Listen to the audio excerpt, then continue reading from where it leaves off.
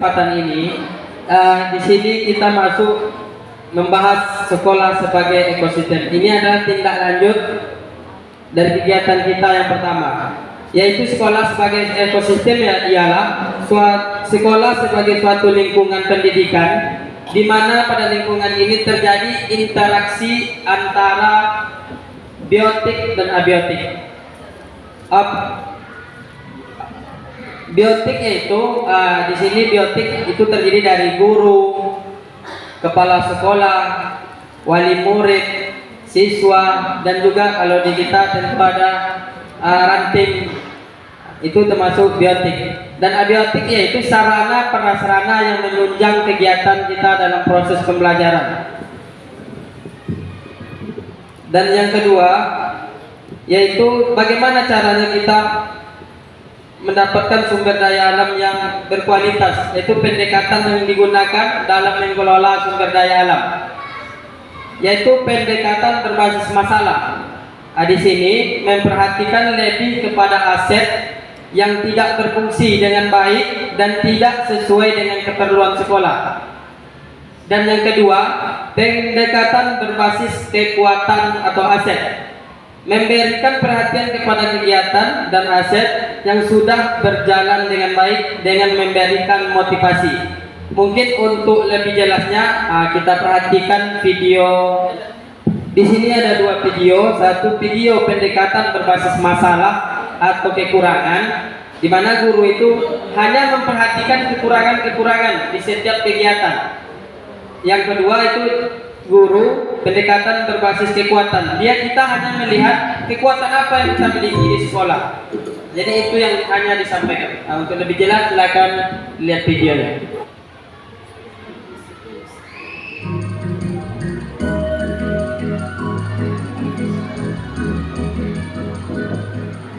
Baik Bapak Ibu sekalian, pagi ini saya sengaja mengundang Bapak Ibu di sini karena ada hal yang harus kita bicarakan.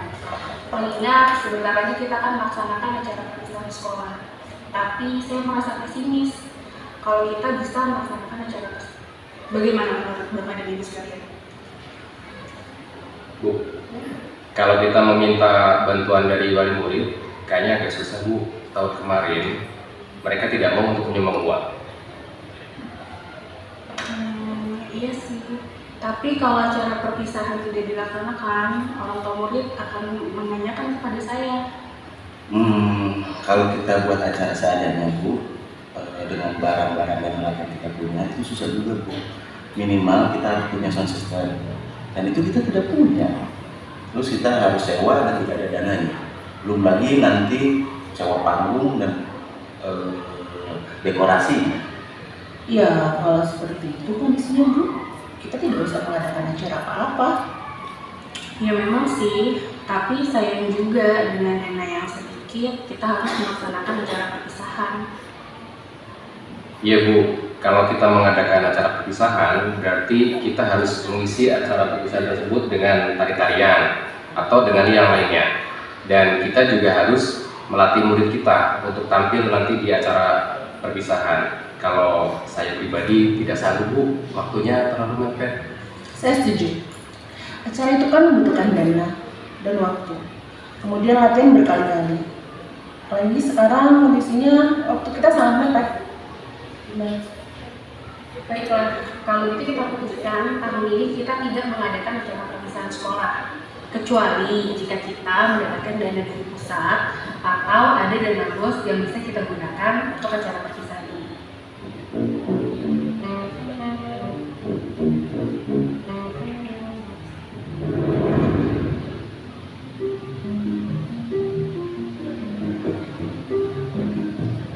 Ya Ustaz dan Ustazah, diperhatikan atau dilihat perbedaannya antara video pertama dan kedua. Dan sebagaimana diketahui bersama, kita memiliki anggaran yang tidak cukup banyak. Bagaimana kalau kita menggunakan apa yang ada dan apa yang bisa kita lakukan agar acara perpisahan berkesan untuk anak-anak murid kita? Iya Bu, kita bisa membuat acara perpisahan sesuai dengan kemampuan kita. Misalnya kita bisa meminjam aula kecamatan. Kebetulan ada orang tua wali murid kelas 6 sebagai pengurusnya. Nanti saya akan tanya bagaimana prosedur untuk meminjam aula Boleh juga tuh Pak, bagaimana dengan dekorasi dan panggung? Oh, untuk kebutuhan itu sudah saya catatkan di sini, Bu. Yang pertama itu untuk panggung, nanti kita bisa menggunakan meja-meja kelas, Bu. Kita susun jadi panggung itu bisa, Bu. Nah, untuk aula, itu kalau Pak Puji bisa, Bu, pinjam yang di dekat sekolah itu lebih mudah, Bu. Jadi anak-anak kelas 6 bisa kita minta bantuannya mengangkat meja-meja itu ke aula. Nah, terus yang ketiga, Bu, untuk dekorasi sama hiasan bunga, kita bisa pinjam ke guru-guru yang lain, atau kalau masih kurang kita bisa pinjam ke orang tua siswa, Bu. Terus pita itu ada, Bu, anak-anak kita yang bikin pita untuk keterampilan, itu bisa kita gunakan. Nah, untuk balon itu kebetulan Bu, tahun lalu kan masih ada sisa, jadi kita bisa gunakan balon itu untuk tambah dekorasi acara kita ini. Saya juga punya ide, Bu, untuk kostum. Bagaimana kalau kita menggunakan seragam anak-anak yang ada.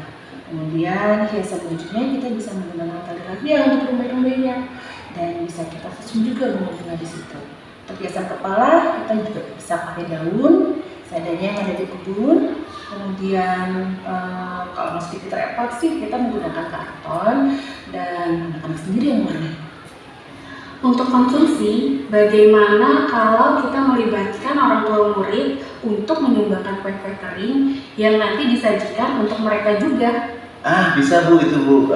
Mereka boleh menyumbang sesuai kemampuan mereka tentunya.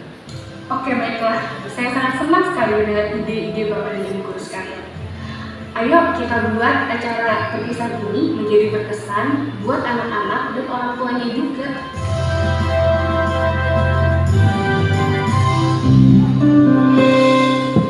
Oke, satu saja. Kita udah lihat video yang pertama dan yang kedua. Kira-kira ada nggak Ustadz dan Ustazah yang dapat membantu menjelaskan tentang video pertama dan yang kedua itu? Maaf kalau saya ada kesalahan. Saya akan mencoba untuk menanggapi video yang telah ditampilkan. Video pertama, kalau kita perhatikan, itu dalam pelaksanaan acara mereka terfokus dengan dana. Artinya setiap kegiatan mereka memikirkannya dana. Andaikan tidak ada dana, berarti kegiatan tidak jalan. Sedangkan dengan kegiatan kedua, mereka tidak dana sebagai ukurannya, tetapi adalah mereka mencari solusi-solusi lain untuk menghemat dana atau meminimkan dana, sehingga kegiatan itu tetap berjalan. Artinya mereka punya semangat yang tinggi dan kemudian punya inovasi yang cukup tinggi dalam sebuah kegiatan, sehingga ada saja solusi-solusi jalan keluarnya untuk menjalankan sebuah kegiatan itu sendiri. Terima kasih, mungkin ini saja yang saya sampaikan. Assalamualaikum warahmatullahi wabarakatuh. Di sini aset di sekolah itu Ustaz dan Ustazah ada 7. Yang pertama yaitu aset manusianya atau modal manusianya. Modal manusia itu ini ada kepala sekolah, ada guru, komite, murid, tenaga kependidikan dan pengawas. Kira-kira Ustaz Ustazah ini tugas kami, ini yang kami bikin. Kira-kira selain modal manusia yang saya bikin ini, kira-kira ada nggak lagi? 9 kami minta masukannya. Orang yang ada di lingkungan kita. Bisa nih, bisa. Ya, berarti masyarakat lingkungan nih ya. Ya, oke. Oke, lanjut, yaitu aset atau modal yang dua yang harus kita miliki di sekolah, yaitu modal sosial. Modal sosialnya adalah dukungan masyarakat dan lingkungan sekitar. Tadi itu yang dibilang Umi Kartini ya, ini tepatnya di nomor 2, modal sosial. Yaitu ada komunitas. Ini masuk komunitas KKG ini. Ya, di sini juga masuk. Kira-kira selain itu ada lagi Ustaz dan Ustazah yang perlu kita tambahkan. Oke, kita lanjut modal berikutnya, yaitu modal politik. Mungkin ini yang dimaksud Ustaz Amrin tadi. Ya. Dari visi kita ada situ dimasukkan go internasional. Jadi dulu ada pakai target 2020, akhirnya tidak pakai target lagi, gitu ya.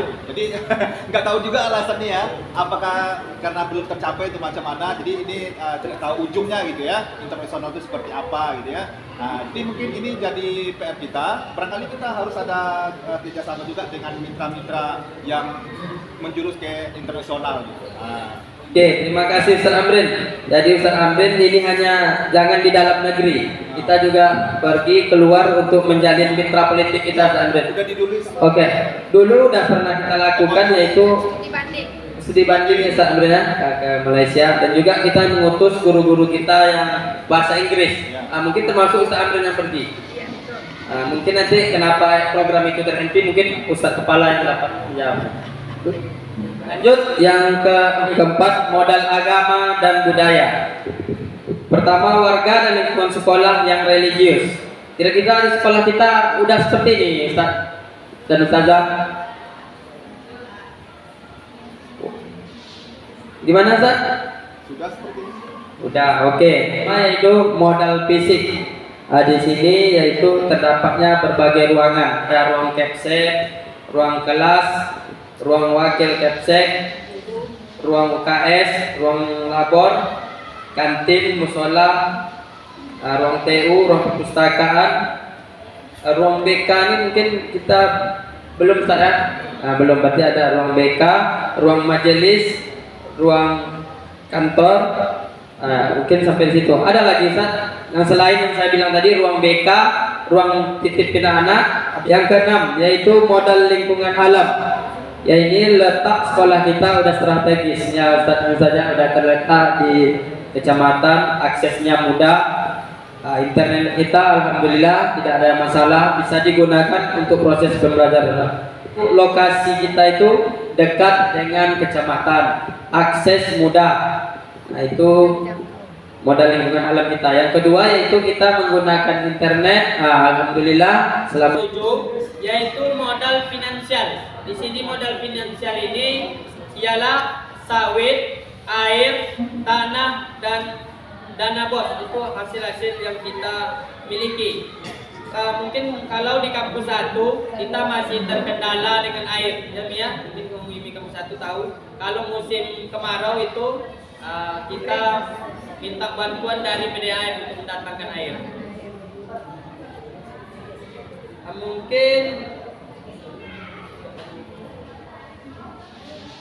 Ustaz dan Ustazah, modal yang kita miliki ini tadi sebetulnya kita bukan mencari kekurangannya, kita mencari apa yang kita miliki itu yang kita bisa manfaatkan. Jangan seperti video yang pertama, kita tidak ada gedung atau tidak apa, kita tidak jalan. Bukan seperti itu. Maksudnya dari 7 modal yang kita miliki ini, apa yang kita miliki, itu yang kita kembangkan. Termasuk itu nanti di dalam kelas. Kita nanti tidak punya fokus untuk cara mengajar. Bagaimana caranya kita untuk dapat menyampaikan materi itu tanpa ada yang fokus, kan gitu. Mungkin itu yang dapat saya sampaikan.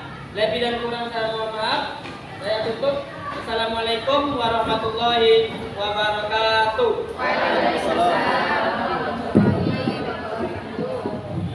Baik, terima kasih Ustadz Arham atas penyampaiannya mengenai apa saja modal-modal yang ada di sekitar sekolah kita yang menjadi kekuatan untuk membangun sekolah impian. Jadi kita memang punya mimpi, untuk menuju ke sana perlu effort ya, perlu usaha kita yang luar biasa.